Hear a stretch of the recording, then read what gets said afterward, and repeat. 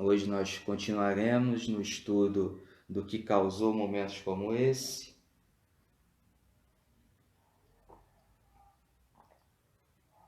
Que, repito, foi a maior tragédia que podia acontecer com a humanidade, mas que ainda assim a gente vê no decorrer da narrativa dessa tragédia a luz divina brilhando.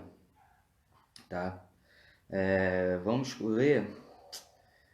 O texto que nós vamos ler hoje é do 7 ao 24.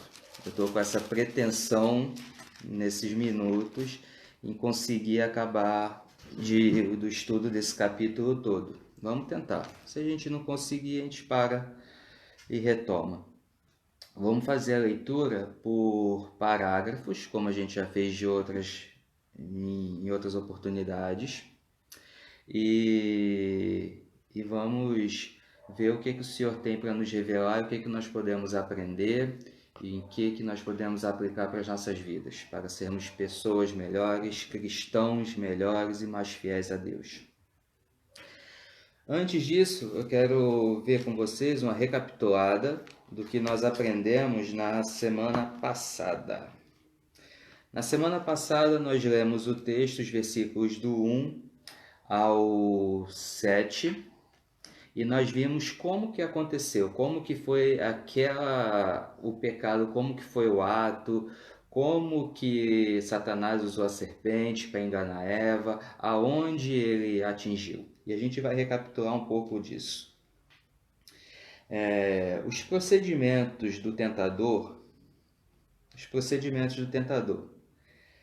A queda do homem foi ocasionada, ou seja, foi facilitada pela serpente. O que eu quero dizer aqui quando eu usei essa palavra, que a serpente, ela não foi a causa primária. Como eu quero dizer isso? Não foi ela que cometeu nenhuma ação direta do pecado. Ela influenciou, ela plantou sementes que nós vamos tratar nesse texto. E essas sementes encontraram um terreno fértil no coração do homem. Quando eu digo homem aqui, é no sentido da raça humana, estou falando de Adão e Eva. Tá? Então a serpente, a causa primária do pecado original foi o coração do homem que duvidou de Deus e quis ser igual a Deus. Nós vimos isso na semana passada, mas vamos relembrar aqui. Antes de prosseguirmos, é importante sabermos que a serpente não foi a causa primária, como eu acabei de falar com vocês. E sim, ela viu uma possibilidade em implantar uma semente que gerou uma falta de amor. Ela viu uma possibilidade de um desamor, de uma falta de amor no coração de Eva e posteriormente de Adão para com Deus. A serpente, muito astuta, que era, tanto é que o versículo 1 do capítulo 3, ele abre dessa forma, dizendo que ela era muito astuta, ela plantou duas sementes na mente do homem, a desconfiança e a descrença.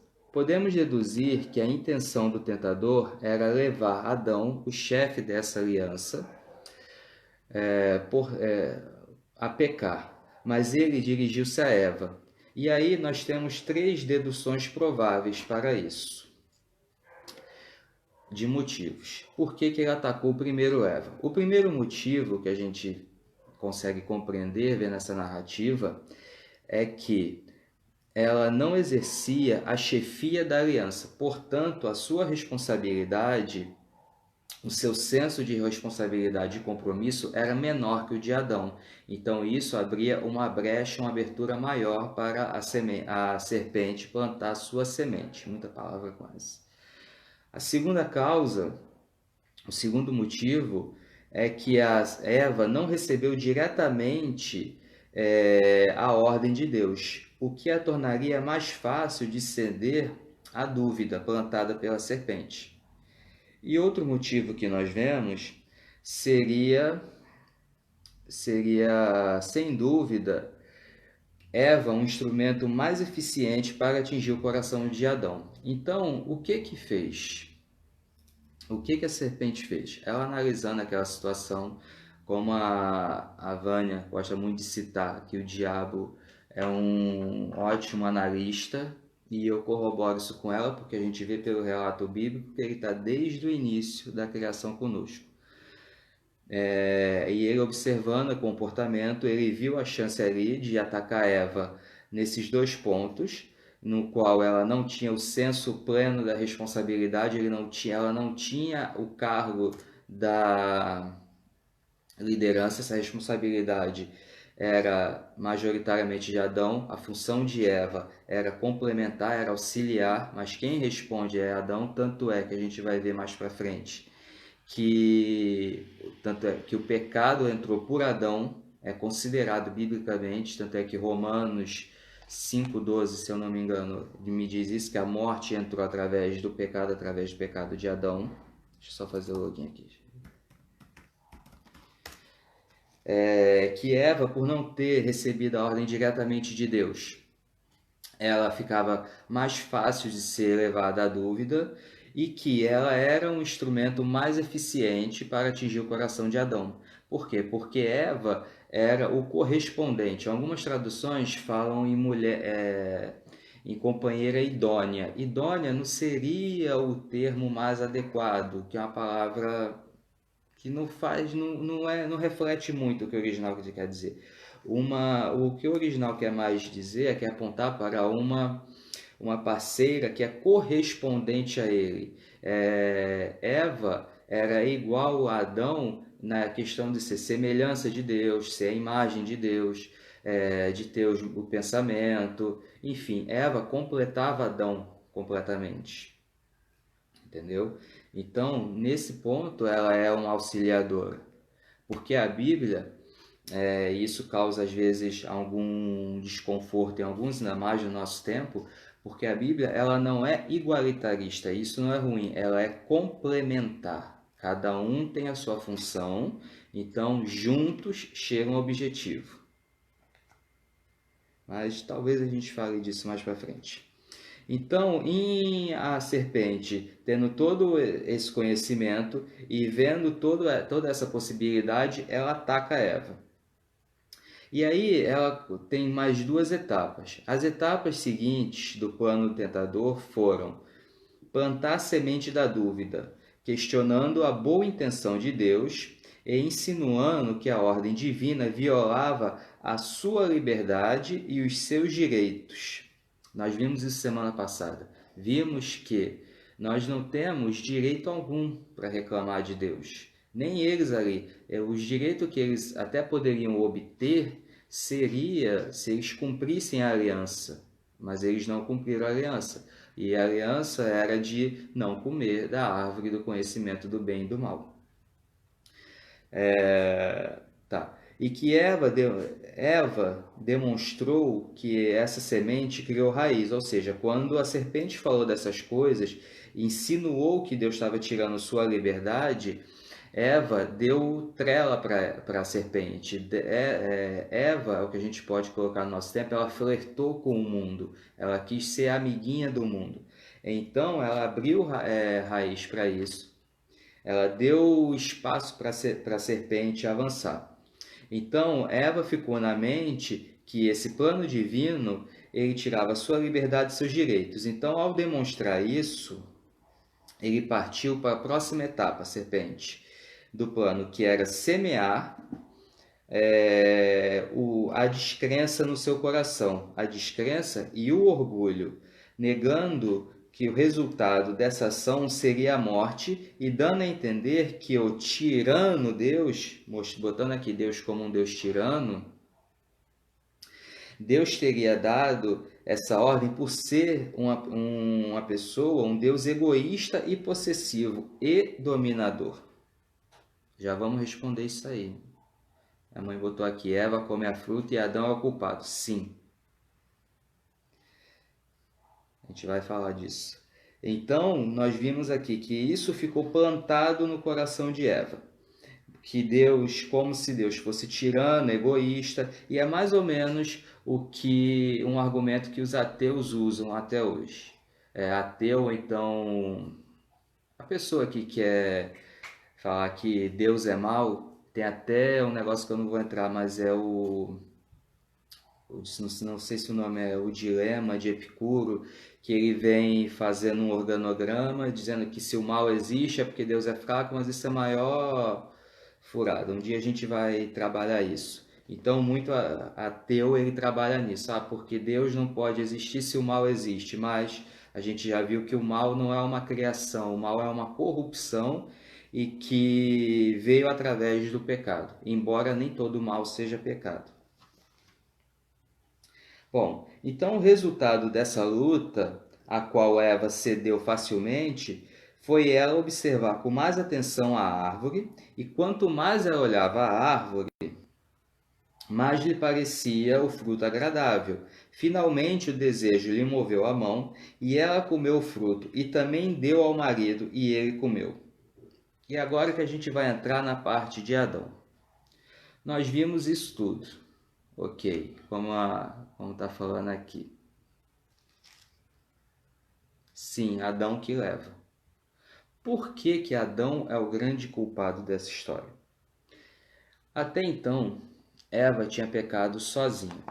Vocês lembram que na semana passada, quando eu fiz a aplicação, eu falei que uma aplicação que a gente leva também para a gente carregar para os nossos dias, que quando a gente vê alguém que ama pecando, a gente não ser um auxiliar desse pecado.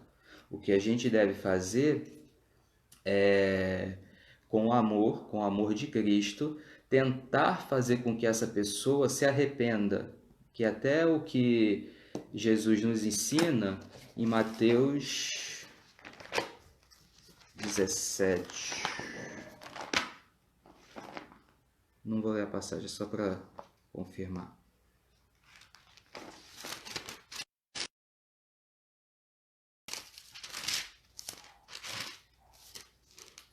Em Mateus 18, depois vocês leiam, que é o versículo 15 ao 22, embora em algumas tenha um título entre o 20 e o 21, mas a perícope, o trecho todo vai até aí.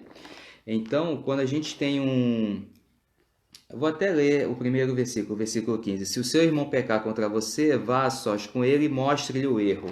O que Adão tinha que fazer ali era mostrar o erro de Eva. Não era solidário ao erro de Eva, era trazer a luz a Eva. E aí, Eva sim ia se arrepender ou não do pecado. Isso é uma resposta que nós nunca saberemos. Mas a função de Adão ali, porque a Adão cabia a responsabilidade do mundo. Deus, quando fez o mundo, ele botou o homem para tomar conta e Eva para o auxiliar. Isso não tem uma hierarquia. Adão não era mais que Eva. Lembre que eu ainda falei ainda há pouco que a Bíblia ela não é igualitária, ela é complementarista. O que quer dizer é que o homem e mulher foram criados à imagem e semelhança de Deus. Perante Deus, os dois são iguais, porém com funções diferentes. A Adão cabia a função de gerenciar, vamos botar um termo mais moderno, de gerenciar, tomar conta do mundo, organizar. Tanto é que é Adão que nomeia os animais. Então, essa era a função de Adão, cuidar dos animais e também de Eva. E Eva o auxiliar nessa questão.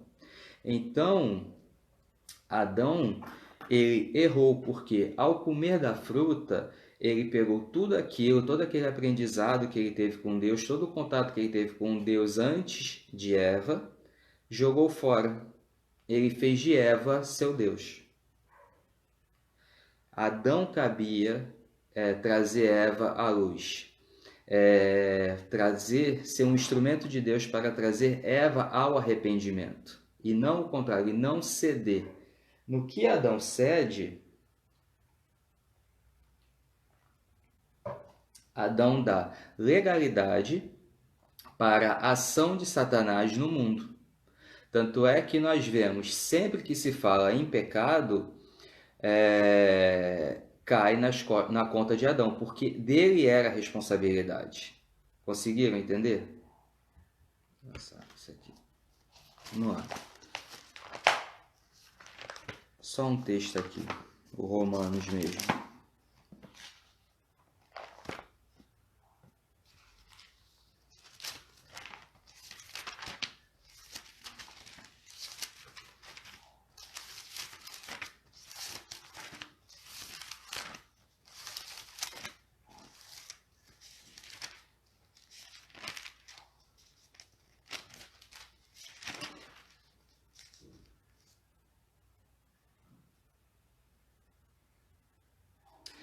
Romanos 5,12 diz que, portanto, da mesma forma como o pecado entrou no mundo por um homem, e pelo pecado a morte, assim também a morte veio a todos os homens, porque todos pecaram. Esse aí que ele não tá, quando ele está falando aqui no homem, pelo um homem, foi em específico Adão. Tanto é que o primeiro Adão, foi Adão mesmo, que foi o que foi o nosso símbolo, que representava toda a raça humana, e depois veio o segundo Adão, que é Jesus Cristo, ao qual coube a questão de cumprir o que o primeiro Adão não cumpriu. Tanto é que Jesus, ele não teve pecado, Jesus não se rebelou contra o Pai. Então Jesus, ele foi um substituto. Aquilo que Adão não fez lá no início do Gênesis,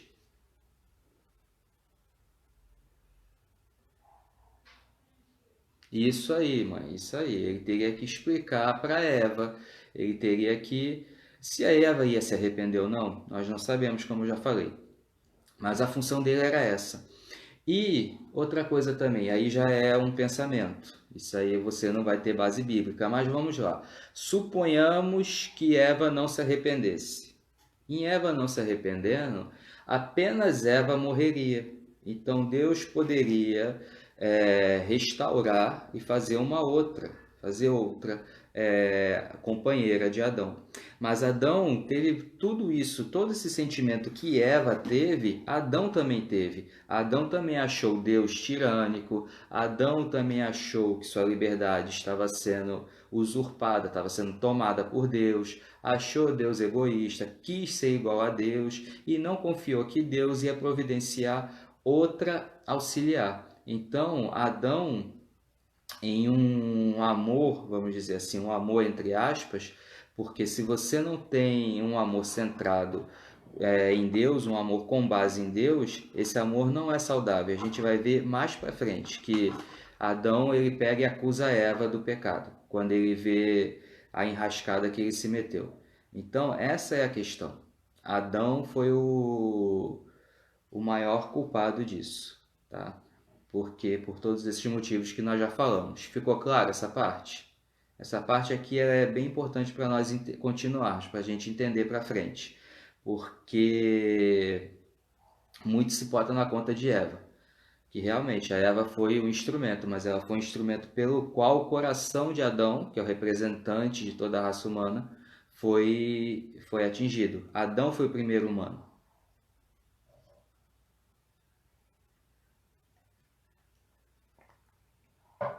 Ok? Então, isso aí.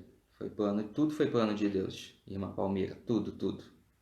Por mais que a gente não entenda, quando a gente chegar lá na glória, a gente vai entender. Então, vamos ler aqui. Vamos fazer a leitura do texto, depois a gente vai trabalhando, tá? Vou pegar aqui.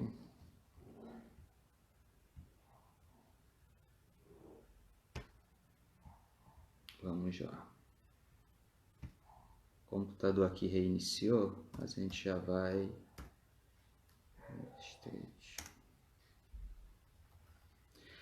Então vamos ler a partir do versículo 7.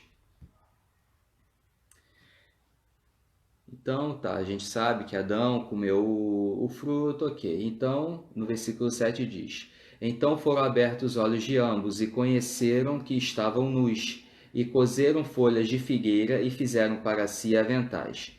E ouviram a voz de Deus, que passeava no jardim pela viração do dia, e esconderam-se Adão e sua mulher da presença do Senhor, entre as árvores do jardim. E chamou o Senhor Deus a Adão, e disse-lhe: Onde estás? E ele disse: Ouvi a tua voz soar no jardim, e temi porque estava nu, e escondi-me. E Deus disse: Quem te mostrou que estavas nu? Comeste da árvore do que te ordenei que não comesses? Então disse Adão: A mulher que me deste por companheira, ela me deu da árvore e comi. Eu vou dar uma pausa aqui, porque vai fazer o link que eu acabei de falar. Então, a idolatria que Adão teve por Eva, a desconfiança que Adão teve em Deus de que ele não faria outra ajudadora caso Eva morresse instantaneamente, porque essa era a promessa. Quem comesse do fruto iria morrer. Então, um sentimento também que a gente pode deduzir é que Adão teve medo de perder Eva. Mas esse amor cego, sem ter Deus na relação, virou logo uma acusação, virou logo uma culpa, uma troca de acusações. Então vamos continuar. Adão, eu até brinco às vezes, só um parênteses, eu até brinco. Ô Jacira, eu até brinco que nós temos a síndrome de Adão. Que é verdade, quando o negócio pipoca, a gente joga logo pro outro. Isso é do ser humano. Então é daqui que vem. No versículo 13, começou o jogo de empurra. E disse o Senhor Deus à mulher: Por que fizeste isso? E disse a mulher: A serpente me enganou e eu comi. Então o Senhor Deus disse à serpente: Porquanto fizeste isto, maldita serás mais que toda a fera, e mais que todos os animais do campo. Sobre o teu ventre andarás, e pó comerás todos os dias da tua vida. Um parêntese. Sim, sim, mãe. No caso, Eva foi um ídolo. É assim, a idolatria tem uma coisa. A gente que é protestante, a gente que é cristão, tem uma visão muito errada de idolatria, muito limitada. A gente acusa muitas vezes, outras religiões acusa principalmente os católicos por causa das suas imagens de serem ídolos. Só que a idolatria não é uma imagem, a idolatria é toda e qualquer coisa que você ponha no lugar de Deus. Tudo que você dê mais importância do que Deus é uma idolatria. Nós fomos criados para glorificar a Deus. Nossa função última é essa, é seguir e glorificar a Deus. Toda vez que a gente não faz isso, a gente está correndo em idolatria. Vamos lá, um exemplo de como que é fácil a gente ser idólatra. João. Dá o exemplo de João, o apóstolo amado.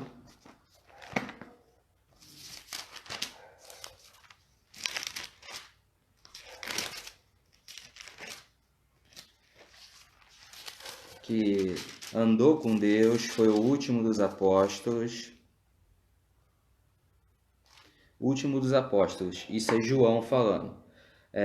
Tem outra passagem, mas eu vou. Essa aqui que já está marcada. Apocalipse 19, versículo 10. Acontece o seguinte: versículo 9 e 10, para ficar o contexto. E o anjo me disse: Escreva, felizes os convidados para o banquete do casamento do Cordeiro. E acrescentou: Estas são as palavras verdadeiras de Deus. E agora vem um versículo que eu quero chamar a atenção. Então caí, isso João, então caí aos seus pés para adorá-lo, mas ele disse: Não faça isso, sou servo como você e como os seus irmãos que se mantêm fiéis ao testemunho de Jesus. Adore a Deus. O testemunho de Jesus é o espírito de profecia. Nós, seres humanos, Calvino falava que o coração do homem é uma fábrica desesperada de ídolos, e é a verdade. Então, muitas vezes nós temos pessoas como ídolo, nós temos uma esposa, filhos, um objeto. Então, ídolo é isso, qualquer coisa que você põe no lugar de Deus. Então, Adão fez isso. Adão, ele tinha ali a escolha. Ou ele seguia a Deus, ou ele seguia a Eva. Por medo de perder Eva, seja lá qual for outro motivo, ele seguiu Eva, não seguia a Deus. Então ele foi idólatra.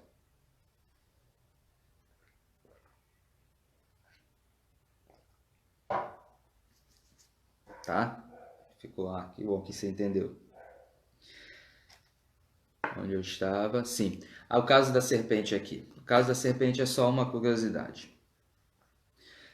Muito se questiona, né? Existe até muita gente boa no nosso meio que fala que a história, que uma das coisas que fala que a história é mística, é um mito por ser uma serpente que ficou arrastando e tal. E assim, tem uma coisa que nos ajuda em algumas versões. Eu não estou vendo aqui, mas tem assim, a Ninha que está aqui, ela tem Almeida Revista e Corrigida. A Almeida Revista e Corrigida, assim como a Corrigida Fiel, da versão 2007, atual é 2011, mas a 2007 e assim as traduções mais antigas, ela traz assim no versículo 1. Isso é só um parênteses para explicar essa questão da serpente. Era a mais astuta de todas as alimárias. Alimária, ela é um animal. A definição de alimário, o significado é um réptil que se rasteja ou anda sobre patas, ok? E aí depois as outras versões, para facilitar a nossa vida, colocou que era o mais astuto dos animais. Então, o termo alimária, embora ele hoje traga uma certa complicação, por não conhecer, mas é mais um pouco de preguiça, pessoal. Que se tivesse lá, você ia ver no dicionário, ia ver que a limária, ele é um réptil, porque cobra é um réptil que pode andar sobre patas, próximo ao chão. Então, esse era o tipo de bicho, esse era o tipo de animal que estava lá, envolvido. Então, essa espécie, eu acredito, que a palavra de Deus não mente, essa espécie, por condenação, ela ficou para frente sem a próxima cria, o seu DNA foi alterado para não ter, sofreu essa mutação de não ter mais pé. Isso é só uma curiosidade, vamos tocar o barco. Ok, lemos o 14, agora no 15. E porém inimizade entre ti e a mulher, e entre a tua semente entre a tua semente e a sua semente. Esta te ferirá a cabeça e tu ferirás o calcanhar. Isso aqui ela já começa a apontar. Aqui muitos chamam disso aqui do proto-evangelho, que aqui ele aponta para Jesus Cristo. Jesus Cristo que quando veio pisou a cabeça da serpente. Ele venceu a morte, venceu Satanás e nos libertou desse jugo, nos libertou dessa escravidão. E a mulher disse: multiplicarei grandemente a tua dor e a tua conceição, que é a tua mátria, o teu parto. Com dor darás à luz a filhos, e o teu desejo será para o teu marido, e ele te dominará. Vamos lá. Vamos parar aqui por enquanto, para a gente começar a trabalhar esse trecho que nós lemos. Primeira coisa aqui que chama atenção é essa questão do reconhecimento da nudez. Aqui. A anotação. Isso.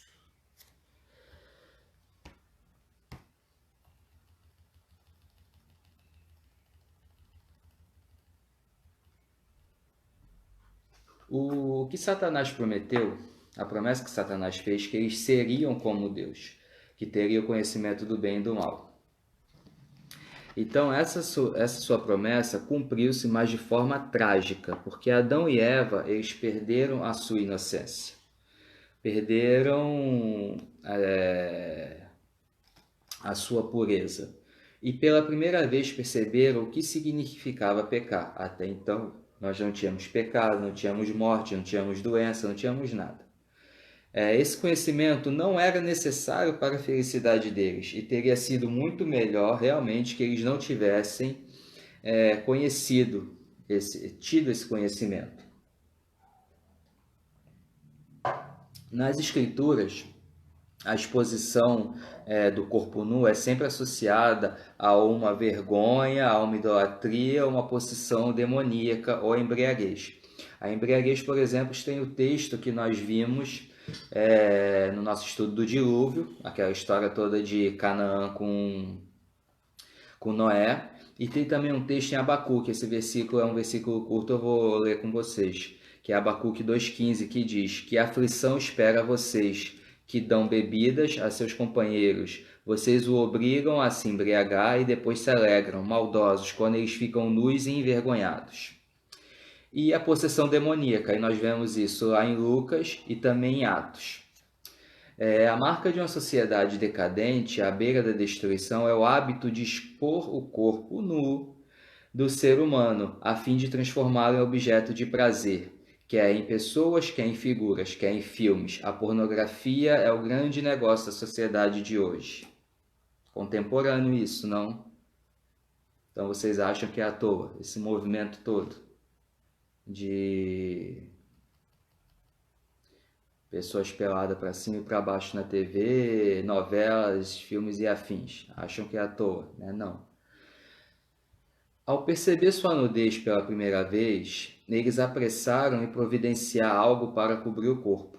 E o pecado faz com que nos envergonhamos de nós mesmos. Deus nos deu um juiz interior chamado consciência, que nos acusa quando fazemos algo de errado e aprova quando fazemos algo correto. Tá? O índio, ele está dando aqui, o comentarista, ele está dando exemplo de um índio norte-americano que comparou a consciência à ponta de uma flecha dentro de seu coração. Se eu faço o que é errado, ela vira e me machuca, até que eu faça o que é certo. Porque se persisto em fazer o que é errado, ela continua virando, e as pontas se desgastam de modo que ela deixa de machucar. Vamos lá. O que eu ia falar aqui? O pecado ele realmente faz nos envergonhar de nós mesmos. A experiência que eu tenho disso é que, não sei se você já tiver essa experiência, quem foi desviado, como eu fui durante alguns anos, um dos maiores conflitos no seu retorno é esse, porque quando você está no mundão, você não liga. Você, embora tenha um temor muito pequeno, não, agora eu estou falando por mim, ou quase nenhum de Deus, você quando está voltando, quando o Espírito Santo ele te move, uma das coisas que Satanás usa é essa acusação. E aí você se acha, você fica envergonhado dos pecados que você cometeu e você se acha indigno de estar na presença de Deus. E eu vou te falar uma coisa, você é indigno de estar na presença de Deus. Eu sou indigno de estar na presença de Deus. Só que o que nos faz ficar dignos é o sangue de Cristo em nossa vida. Não fosse o sangue de Cristo, nós não poderíamos estar na presença do Senhor. Ok? Então, não é o Gleidson, não é não é o meu pecado que me faz mal. Que é ele que me faz mal, mas não é o caso, não é o Gleidson, e sim o sangue de Cristo. Cristo, quando salvou, quando o Espírito Santo me tocou e eu recebi a Cristo, esse sangue me purificou e pagou meus pecados presente, passado e futuro. Tá? Então, é isso que nos faz, e é justamente essa certeza, é justamente esse engano que Satanás ele coloca na mente de uma pessoa ou recém-convertida, ou então uma pessoa que se desviou e está retornando. Então nós ficamos realmente com vergonha do nosso estado, porque Deus é santo. E quando você reconhece isso, você se coloca no chão, você se prostra, você não tem como. Então, o pecado fez com que eles ficassem com vergonha. E a consciência nos chama a atenção para isso. A Bíblia chama isso de uma má consciência ou de uma consciência cauterizada, que não funciona como deveria. Ou seja, quando nós estamos afundados igual porcos na lama, no pecado, que é mais ou menos isso, igual o porco fica lá na lama se revirando, nós no pecado também somos assim, quando estamos sem Cristo. E a gente fica realmente cauterizado. Isso também agora estou falando por mim. Foram anos em que não tinha argumento certo para me fazer retornar, porque, entre aspas, eu sabia todos os argumentos que a pessoa ia usar. Então, não adiantava. E Deus até permite, para que você reconheça o tão cruel que você pode ser. Aí, continuando aqui. Quando as pessoas não se envergonham mais de seus pecados, seu caráter está praticamente extinto. Isso é verdade. Serão envergonhados porque cometem abominação sem sentir por isso vergonha, nem saber que isso é coisa de envergonhar-se. Aí aqui é Jeremias 6,15 e no 8,12. E 8,12. Tá? O Jeremias 3,13 ele fala que tu tens a fronte de prostitutas e não queres ter vergonha. Então, essa é a questão do pecado, foi a questão que Adão e Eva tiveram ali, quando eles se viram nus. Os pecados que costumavam ser cometidos ocultos pela escuridão agora serão exibidos abertamente em filmes e na televisão. E quando as pessoas protestam, são chamadas de púdicas ou puritanas. E é isso aí. Agora vamos ver aqui no versículo 8, falar sobre o medo. Por causa que eles respondem, o homem responde ao Senhor que ele teve medo. O pecado, ele produz tanto vergonha quanto culpa, e essas duas coisas criam no pecador o desejo de se esconder. Adão e Eva se envergonharam por causa da sua condição, a nudez, e sentiram culpa por causa da sua desobediência a Deus. A culpa e o medo normalmente andam juntos, o que explica porque o primeiro casal não quis desfrutar da comunhão do Senhor no jardim no final do dia. Adão até que admite, Adão fala que ele teve medo. No versículo 10 ele diz isso. Certamente é inútil tentar se esconder do Senhor.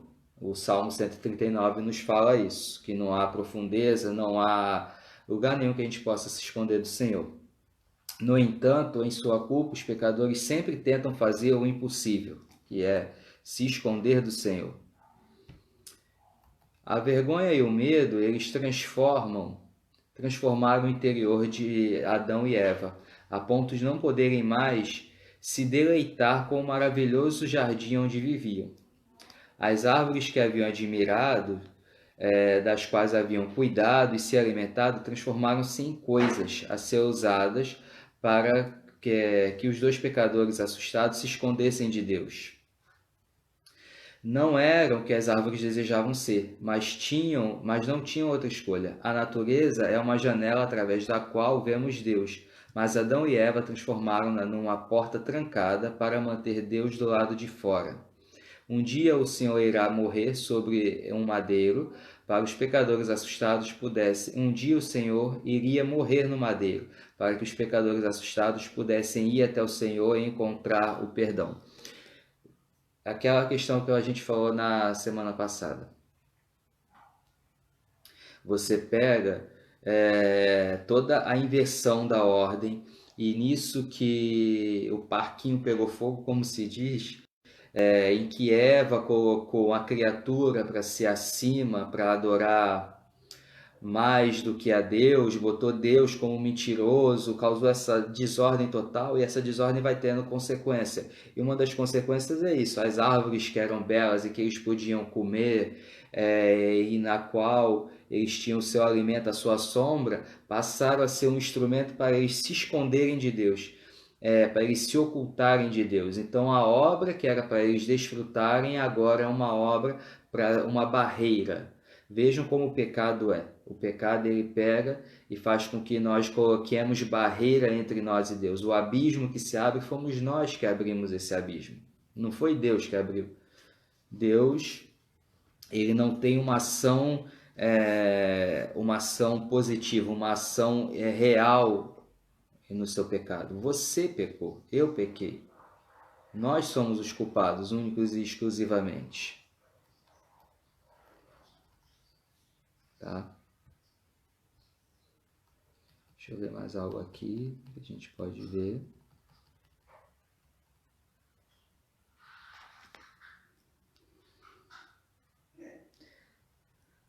Eu vejo misericórdia aqui de Deus nessa conversa, entre os versículos 11, toda a narrativa, começando do versículo 11. Nós podemos ver aqui que Deus sabia o que tinha acontecido. Ele não perguntou aquilo por não saber. Ele não perguntou onde vocês estavam, o que aconteceu. Ele sabia de tudo aquilo. Só que aqui começa a misericórdia divina. Deus não fosse um Deus misericordioso, como a serpente disse, como Satanás através da serpente plantou no coração de Adão e Eva, Deus teria os aniquilado na mesma hora. Ele poderia ter feito isso. Tá? Sim. Uma das consequências está aqui, o Covid-19, sim, toda doença. A gente vai ver isso mais para frente. Tudo isso é consequência disso, do pecado. A gente vai ver mais para frente. Acho que a gente vai conseguir. Vamos estender um pouquinho hoje para a gente ver se fecha esse capítulo. Então, Deus, na sua misericórdia, Ele dá a oportunidade, Ele ainda dá a oportunidade para que eles se arrependessem. Mas eles, ao invés de se arrependerem, movidos pela culpa e pela culpa causada pelo pecado, eles se esconderam de Deus, mentiram de Deus e tentaram enganar Deus. Um conceito que nós reformados temos é o conceito da depravação total.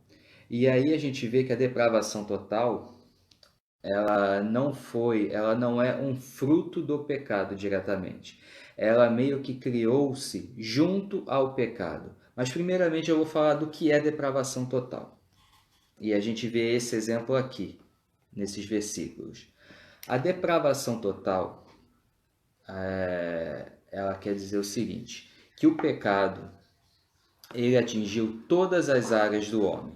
Ele atingiu o homem quanto pensamento, quanto sentimentos, quanto ações, seja ela já feitas ou não, quanto a interesses. Ele atingiu o homem em todas as áreas. Em todas as áreas o homem foi atingido. Por isso é total. Depravação de queda, totalmente. Todas as áreas, seja saúde física, mental, espiritual. Espiritualmente morreu. O homem morreu espiritualmente.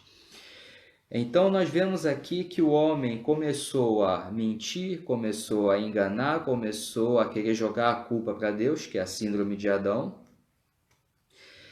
Então a depravação total, ele diz que o homem, não quer dizer que ele vai fazer tudo de mal que ele pode fazer, mas que ele tem esse potencial em fazer muita coisa má, mas que toda a sua área, todo o seu pensamento, toda a sua ação vai ser manchada pelo pecado.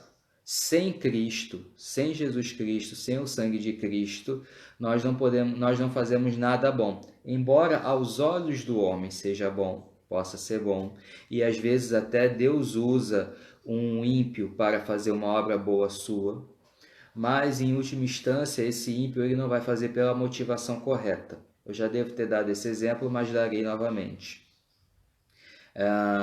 Um exemplo que eu até vi isso no livro 5 Pontos, do John Piper. E ele usa esse exemplo justamente tratando do ponto depravação total. Nesse exemplo, contextualizando, John Piper é americano, então ele dá o exemplo de um pai que tinha falado que o filho, que ele poderia ir assistir um jogo de basquete com os amigos à noite. E aí o pai ele pede para esse filho lavar o carro dele. O filho disse que não ia lavar o carro. Então ele fala, se você não lavar o carro, você não vai ver o jogo mais tarde com o carro. Então o filho lava o carro.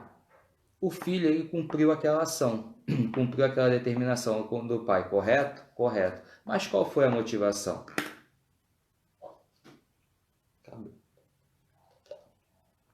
A motivação foi o amor ao pai ou o interesse próprio?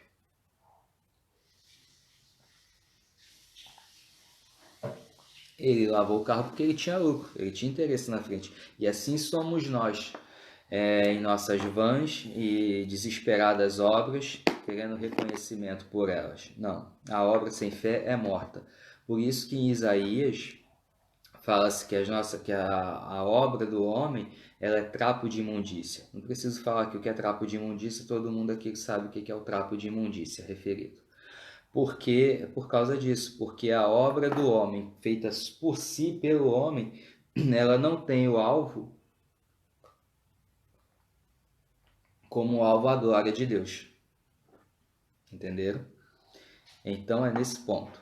Então elas foram criadas juntas. Ao mesmo tempo que foi o pecado atingiu tudo e o homem ficou totalmente depravado e morto. E nós vemos o exemplo nessa conversa, em que Deus dá chance para eles se arrependerem. Deus dá oportunidade, porque Deus ele não já chega acusando.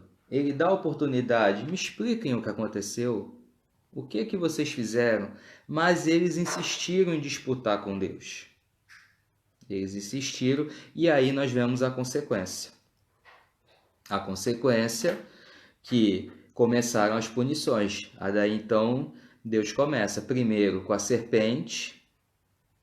E aí depois com Eva e depois com Adão, que a gente vai ver mais à frente. Você vê que ele pegou de trás para frente. Ele veio que ele fez o caminho correto. A gente pegou na ponta, teve um caminho. Aí Deus foi lá no início desse caminho e foi punindo cada um de acordo com a sua participação.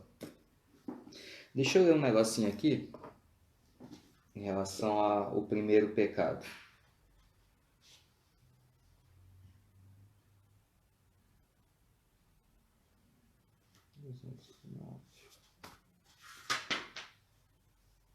Isso aqui é interessante. Isso aqui é interessante. Isso aqui eu estou tirando aqui. Da Teologia Reformada. O pastor Lélio deve conhecer esse livro aqui. Teologia Sistemática do Berkoff. Está me ajudando muito nessas aulas. Então, para quem tem, é a página 209. E aí a gente vai fazer uma leitura rápida aqui, que é os resultados do primeiro pecado. E ele aqui ele dá 5 pontos. 5 coisas que aconteceram. Que imediatamente, junto com o primeiro pecado, e portanto dificilmente resultado dele, no sentido estrito da palavra, foi a depravação total, isso que a gente acabou de falar, na natureza humana.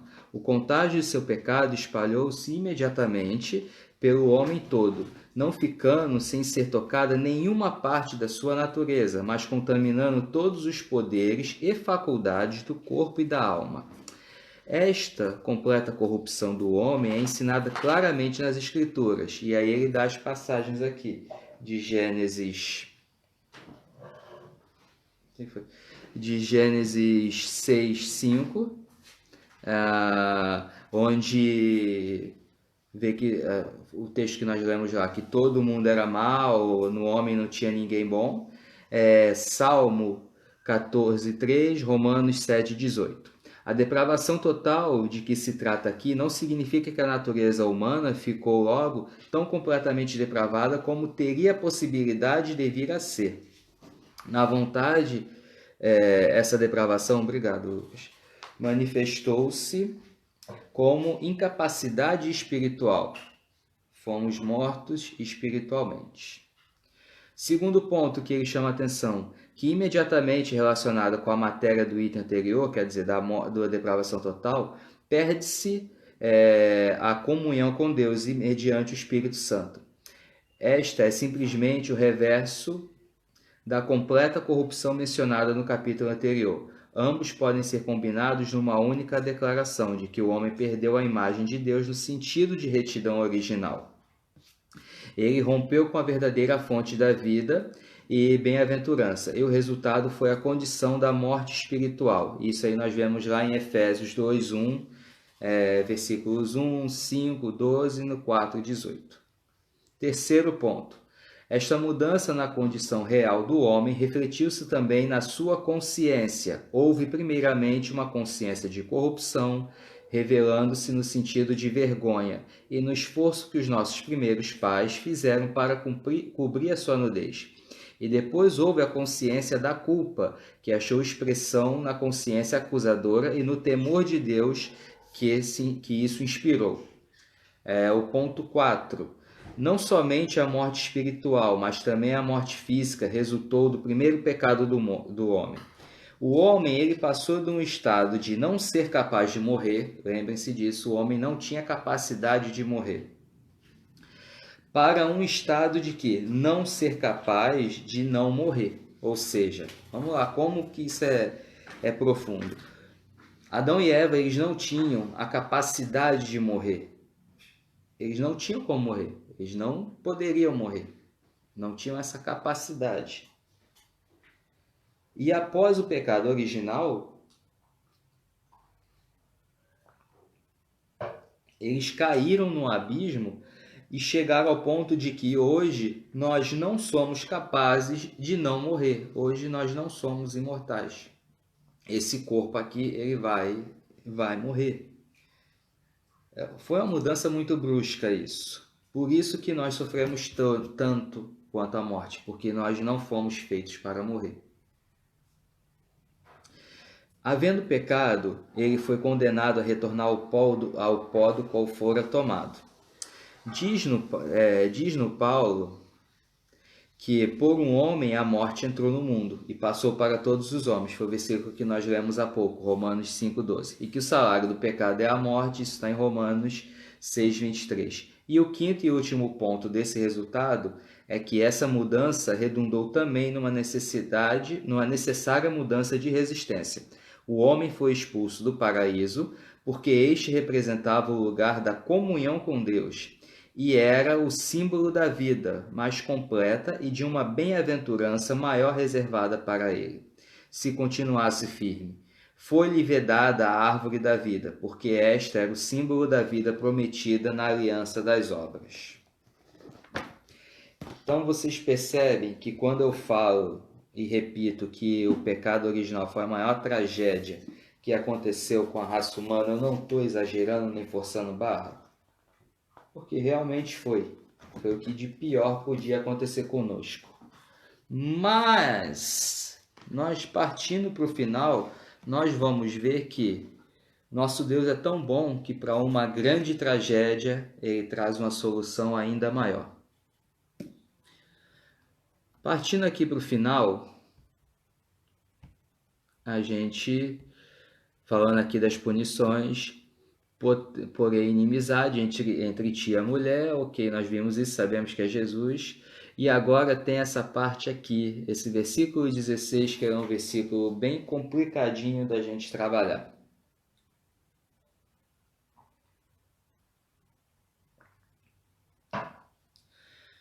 Primeira parte não é nem tão complicada. Multiplicarei a dor, ou seja, eu parto de qualquer forma. Existia alguma dor, mas a gente pode deduzir que seria uma dor moderada, algo mais suportável, porque Deus multiplica grandemente. Isso é uma dor que só vocês mulheres sabem. A dor do parto.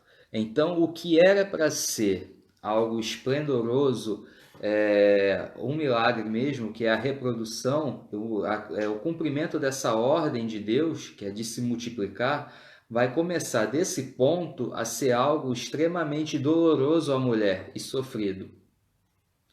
Com dor, ela vai dar luz a filhos. E aqui, e o teu desejo será para o teu marido e ele te dominará. Essa parte, deixa eu ver se esse comentário aqui me ajuda nisso, embora eu já saiba mais ou menos o que eu vou falar. Vamos ver se ele me ajuda ou me atrapalha mais. Tem uns comentários que às vezes atrapalham.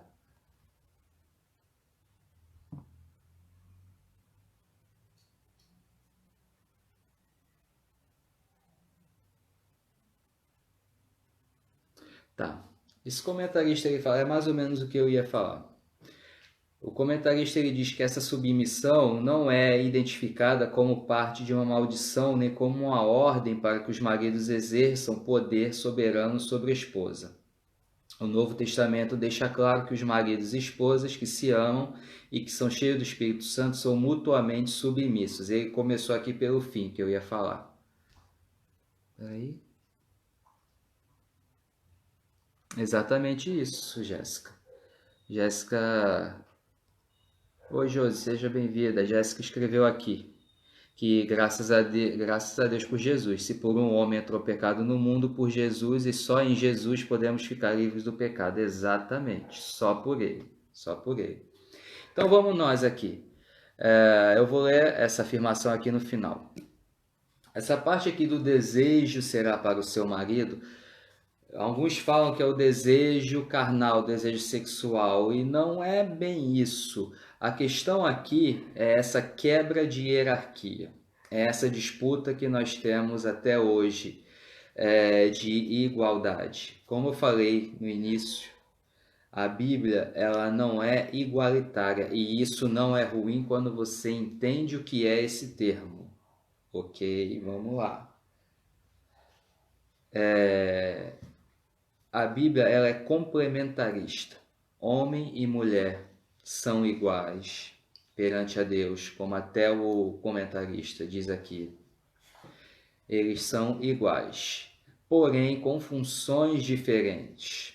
A função aqui seria Adão cuidar das coisas e Eva o ajudar. Não é a mulher não trabalhar, tanto é que nós vemos na Bíblia até o Provérbios 31 diz da mulher virtuosa, e nós vemos que a mulher virtuosa ela ali trabalha, não é isso. É uma disputa de liderança, ok? Então esse conflito vai haver até a vinda de Cristo. Até enquanto a gente estiver nessa terra vai ter esse conflito. Então o desejo é nisso. E ele te dominará, ele aponta para um homem que por causa do pecado ele não vai cuidar da sua esposa como ele deveria cuidar. Há um reflexo do que foi Adão. Adão ele não cuidou de Eva como ele deveria ter cuidado. E isso se estende, isso continua como uma consequência desse pecado. Então, como consequência desse pecado, nós temos essa disputa, quando não haveria de ter, cada um na sua função, sem submissão, assim, de um ser maior que o outro, um ser melhor que o outro, e essa parte do domínio do homem. Então, quando Cristo veio, ele veio para restaurar isso também, um vislumbre. Nós vivemos hoje num vislumbre do que vai ser no paraíso. E aí eu vou ler aqui o final novamente do que o comentarista diz, que ele fala que no Novo Testamento deixa claro que maridos e esposas que se amam e são cheios do Espírito Santo são mutuamente submissos. E ele dá os textos aqui de Efésios 5, 18 e 1 Coríntios 7, 1 ao 6. Então, isso é algo recíproco, como era uma imagem do que era no paraíso, a relação original entre Adão e Eva, ok?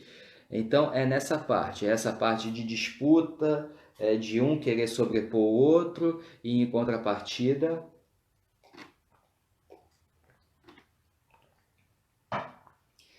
nós homens pecarmos por não cuidarmos como deveríamos das nossas mulheres. Agora estou cortando na carne. Então, o versículo 16 é esse o sentido, é esse o contexto. E agora vamos à punição de Adão, que aí nós não lemos, né?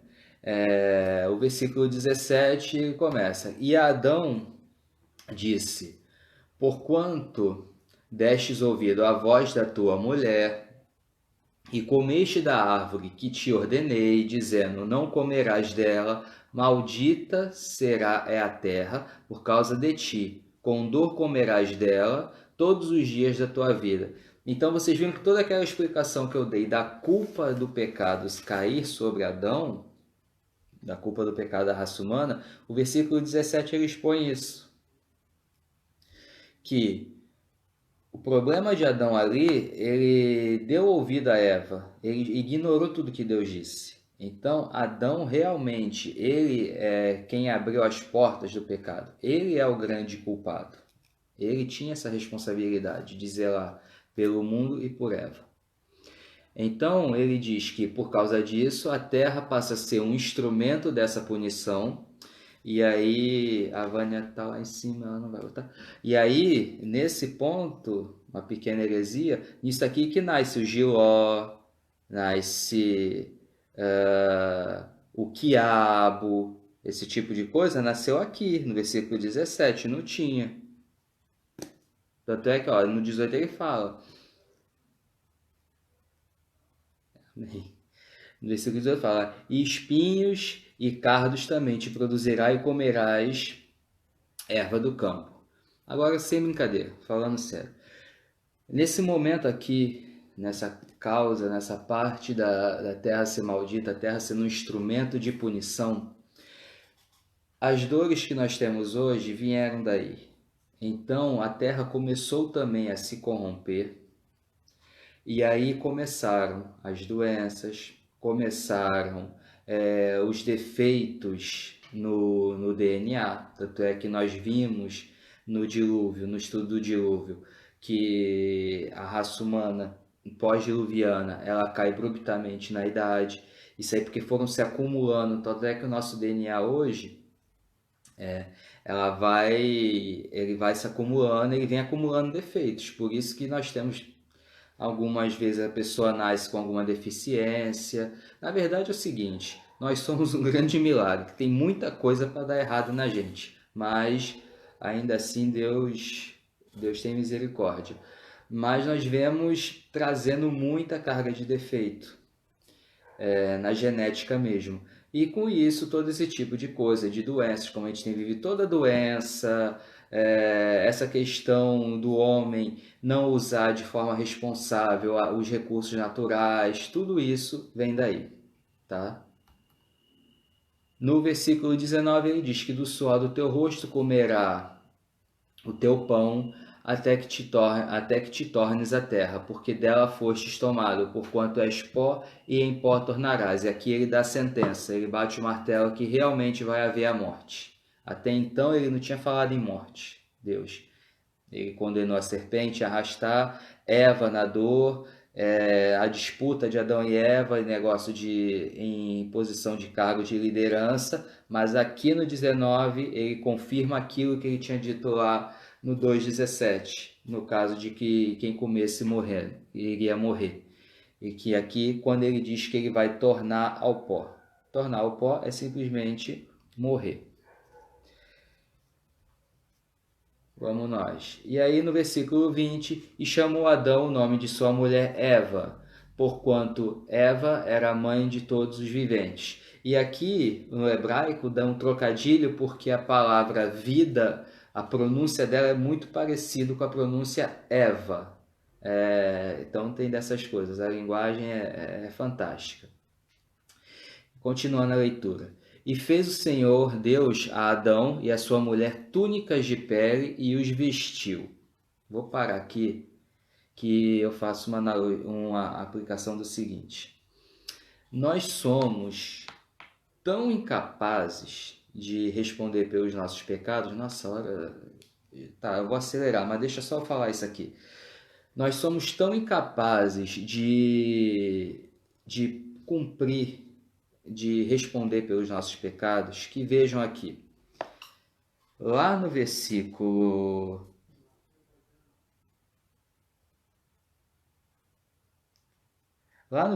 7, nós vemos que o homem pegou folha de figueira para se cobrir. Mas nós somos tão incompetentes e tão limitados em responder aos pecados que Deus teve que fazer o primeiro sacrifício. A primeira morte foi aqui. Isso aí também já é um símbolo do que viria, do sangue, que o pecado ele tem que ser pago pelo sangue, e é o sangue de Cristo que nós sabemos. Mas o primeiro símbolo, aqui a gente vê o proto-evangelho, que muitos dizem, a anunciação de Jesus Cristo, e aqui o sacrifício para a remissão do pecado. E aí, para esse pecado, nós somos tão incompetentes que nós como raça humana, fizemos a folhinha lá para cobrir. Houve a necessidade de uma ação direta de Deus para fazer uma túnica de pele para nos cobrir nossa vergonha, cobrir nosso pecado. E que é um símbolo também, que nós, pelo sangue de Cristo, somos cobertos. Então a nossa incapacidade é tamanha que sem Deus a gente estava completamente perdido. A gente vê aqui uma aplicação que a gente tira para isso, esse versículo, esse simples versículo, dele fazer essas vestes, dele fazer essa túnica. Ele nos mostra quão incapazes nós somos em relação ao nosso pecado. Continuando. Então disse o Senhor Deus, eis que o homem é como um de nós, e sabendo o bem do mal. Ora, para que não estendas a tua mão e tome também da árvore da vida, e come e vive eternamente. O Senhor, pois, o lançou para fora do jardim do Éden, para lavrar a terra de que fora formado. E, havendo lançado fora o homem, pôs querubins ao oriente do jardim do Éden, e uma espada inflamada que andava ao redor, para guardar o caminho da árvore da vida. Quando Deus fala isso, eis que o homem é como um de nós, sabendo o bem ou do mal, não quer dizer, eu torno a falar, não caia na falácia da serpente lá no início. Não é que Deus sabe ativamente, positivamente o que é mal. Ele tem o conhecimento Ele permitiu que o mal nascesse de uma corrupção do bem, mas ele não é um praticante do mal moral. Como eu falei na semana passada, nós temos o pecado e temos o mal. Algumas vezes eles estão juntos, outras vezes não. O pecado, ele é o mal moral, é você fazer as coisas por maldade mesmo. Não é uma tragédia é um mal. Então, Deus às vezes ele pode usar tragédias para cumprir o seu propósito, tá? Mas isso não faz dele um autor do mal, um ser mal. Deus ele é a própria essência da bondade. Então, por consequência desse pecado e como um sinal dessa ruptura, eles foram expulsos do jardim. No jardim eles tinham todo tipo de planta, ele tinha apenas que cuidar, ele podia pegar. Agora, desse momento em diante, ele vai ter que lavrar a terra, ele vai ter que pegar semente, ele vai ter que plantar, ele vai ter que criar o seu jardim, ele vai ter que lutar lá na terra, abrir buraco, cavar, enfim. E como garantia disso, ele bota os querubins no Éden e a espada que ficava lá guardando o caminho da árvore da vida, para que eles não fossem lá e comessem dessa árvore e vivessem eternamente. Então, o que nós vemos aqui nesse final é que a ruptura foi tamanha, o homem, raça humana, ele pegou toda a ordenança de... Boa noite, meu amigo João. Toda a ordenança de Deus ele joga fora para si, para a sua glória, o seu benefício. Ele faz com que a criatura tenha uma voz maior do que a de Deus. Ele, o homem, adora mais a sua mulher do que a Deus, ele mente para Deus, ele culpa a Deus do seu pecado e ainda bota a culpa na mulher, sendo que ele tinha que zelar por essa mulher. Então nós vemos que é o caos. Nós vemos que é o caos e que o que tiramos de precioso para essa lição, que nesse caos todo, em toda essa tragédia, em tudo isso que nós escolhemos fazer, porque a serpente ela só influenciou, mas Adão e Eva tiveram a ação de fazer. A serpente não foi lá, pegou a mão de Eva, nem enfiou a maçã na boca de Eva, muito menos na boca de Adão. Eles tiveram a sua vontade de fazer isso. Eles exerceram isso. E com isso eles se corromperam e se liberaram. Se rebelaram contra Deus. Tem um pregador americano chamado Paul Washer, eu gosto muito dele, e em uma pregação, até que me tocou muito nesse sentido, ele falando, tinha toda a criação, já estou encerrando, a gente se estendeu um pouco mais, eu já estou encerrando, já está na parte da aplicação. Peraí, Pete. Paul Washer disse, Deus falou para os mares, deu seus animais, e os mares deram os animais. Luminares brilham, os luminares brilharam. Terra, da terra vem a árvore, veio a árvore.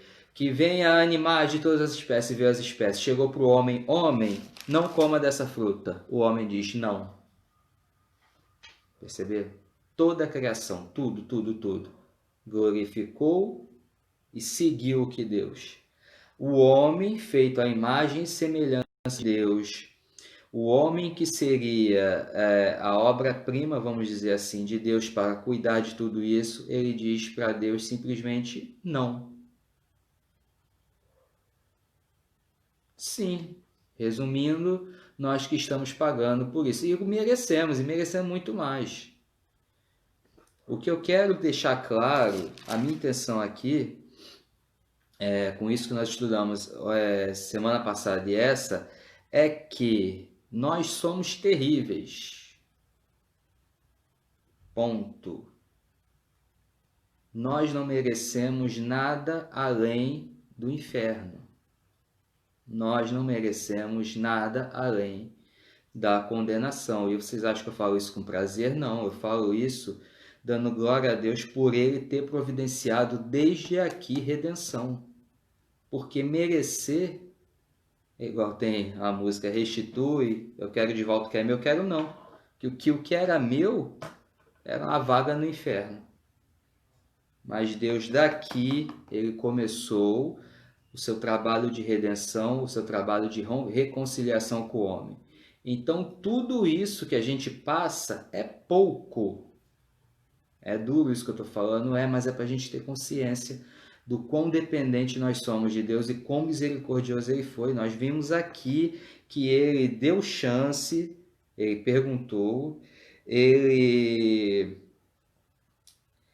não matou imediatamente, poderia ter matado, ele ainda deu, embora ele tenha dificultado, mas ele deu meios para Adão viver e continuar a vida na terra. Ele cobriu o pecado de Adão, ele deu vestes para Adão e Eva, então ele anunciou a vinda de Jesus, então isso é misericórdia. A questão é a gente tirar o óculos humano e colocar o óculos bíblico. A gente tem que entender isso pelas lentes da Bíblia, não pelas lentes do homem. Porque se a gente entender pelas lentes do homem, a gente vai cair no mesmo pecado, na mesma rebelião de Adão e Eva. A gente vai achar Deus tirano, Deus mau, Deus egoísta. Mas só que Deus, ele é santo, ele é santo, ele é santo. Imagina um ser santo tendo que conviver com isso, tendo que conviver com essa rebelião. Um Deus que deu tudo para eles. E aí eles simplesmente dizem, não, não quero. Eu quero fazer o que meu coração manda. E pronto. Então, é isso. Um pouco do quão profundo foi, não foi simplesmente comer uma maçã, seja lá o que for, que a fruta a gente nem sabe qual é. E como eu falei semana passada, o problema não era a fruta em si, sim o ato da rebelião, tá? Que ainda assim Deus providenciou o resgate, tá bom? E que todo esse sofrimento que a gente, todo esse sofrimento que nós passamos, ele é muito pouco perto do que há de vir. Deixa eu ver aqui. Peraí, Edilson.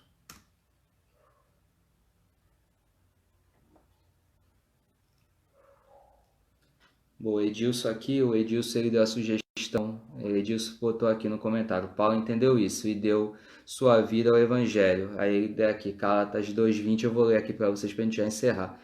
Gálatas 2:20 ele diz, já estou crucificado com Cristo e vivo, não mais eu, mas Cristo vive em mim, e a vida que agora vivo na carne, vivo-a pela fé no Filho de Deus, o qual nos amou e se entregou a si mesmo por mim. Amém.